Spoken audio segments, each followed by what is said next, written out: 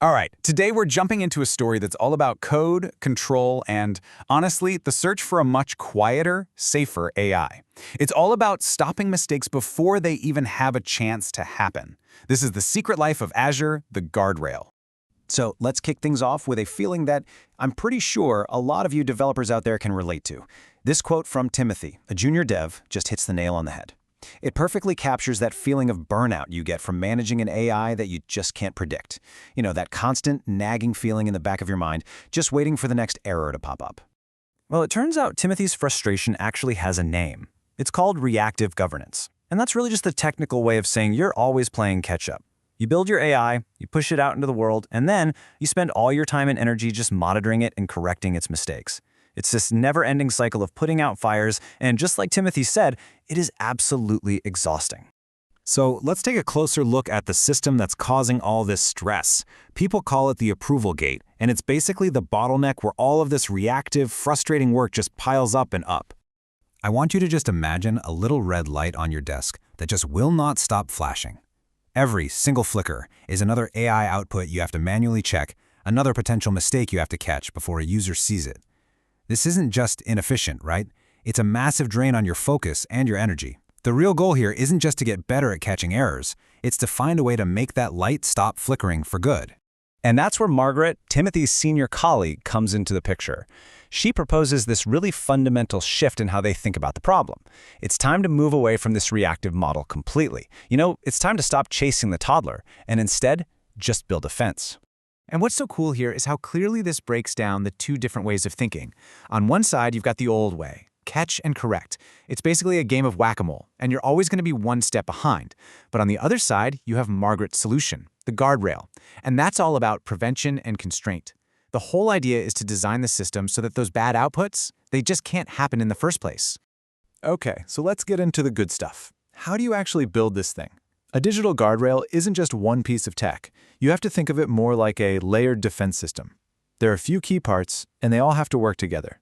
Let's break them down. So the very first layer, the foundation, is called the safety envelope. Think of this like the AI's constitution.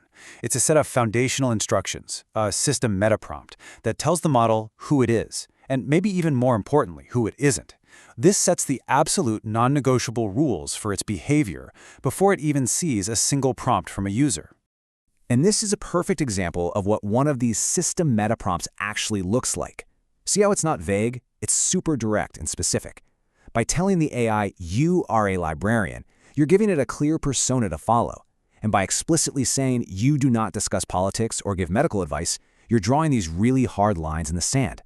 Now the model knows exactly what its job is and what its limits are.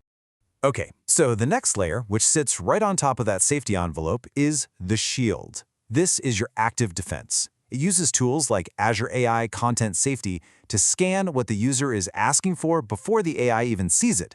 It's on the lookout for toxic language, hate speech, or even those clever attempts to jailbreak the AI and trick it into breaking the rules we just set in the safety envelope. But you might be thinking, what happens when the shield gets it wrong? What if it's a little too aggressive and blocks a totally legitimate question, say, from a historian asking about warfare? Well, that's exactly where the appeal path comes in. It's a feedback loop. Users can flag a block they think is incorrect, and that data gets fed back into the system to fine-tune the filters. So every mistake actually becomes a chance for the whole system to get just a little bit smarter. Now here's the really clever part. The guardrail's response isn't always the same. This is called tiered enforcement. So for a minor issue, something that's just a little bit off policy, the AI will politely explain why it can't answer. That actually helps build user trust. But for a really severe attack, it doesn't mess around. It triggers a hard block and just shuts the whole interaction down. It's smart, not just strong. So we've talked a lot about the technology, right? The envelope, the shield, but the guardrail isn't just about code. In fact, the most important component, the one that really steers the entire system, is human oversight. And this, right here, is the central question in all of AI safety. This isn't really a technical problem, it's an ethical one. What one person considers off-limits, another might see as totally fine. So who gets to draw those lines? And how can you make sure those lines actually reflect the values of your organization or your community? The answer is a policy review board. This is the human governance layer. It's a dedicated team of people, not algorithms, and their job is to define and debate the rules that go into the safety envelope. They're the ones who decide and update all the policies to make sure the technology is serving a human-defined purpose. You know, the technology is the how, but this board is the should. So, after all that, what does it actually feel like when all these pieces, the envelope, the shield, and the board, are all working together perfectly? What's the end result of all this proactive work? Well, let's just remember where we started. We had Timothy totally burned out, just watching that red pending light flicker and flicker and flicker. It was a system that was defined by noise, by stress, and by constant firefighting. And here's the after. With the guardrail in place, those harmful prompts are blocked before the AI ever has to deal with them. There's just nothing to review. The pending light stays dark. The sound of safety, it turns out, is silence. And we'll end on this really powerful thought from Margaret. The real goal of AI governance isn't about getting better at catching mistakes. It's about building systems that are so well designed that they don't make those mistakes in the first place.